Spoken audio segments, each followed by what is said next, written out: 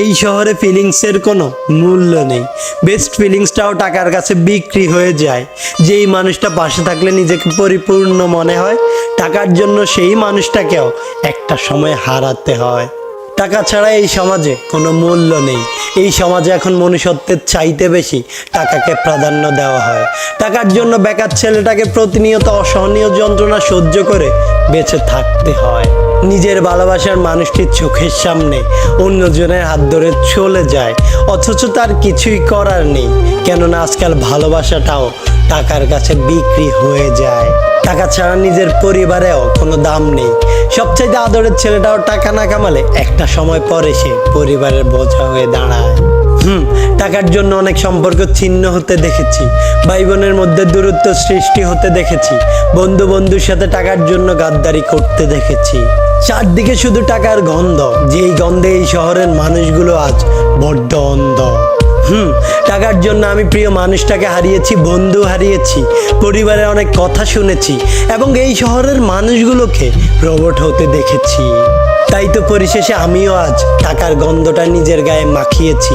নিজের সবটুকু দিয়ে টাকা কামানোর চেষ্টায় আছি। হ্যাঁ, যেদিন অনেক টাকা কামাবো সেদিন টাকার জন্য হারিয়ে ফেলা সম্পর্কগুলোকে আবারও কিনে নেব, ইনশাআল্লাহ। অবশেষে আমি নিজেকে টাকার কাছে বিক্রি করে দিয়েছি। বিক্রি করে দিয়েছি বলতে বিক্রি করতে বাধ্য হয়েছি, কারণ জীবনের এমন এক পর্যায়ে দাঁড়িয়ে আছি যেখানে টাকার জন্য নিজের ভালোবাসার মানুষটিকেও হারিয়ে ফেলেছি। আজ আমি নিজেকে টাকার কাছে বিক্রি করে দিয়েছি।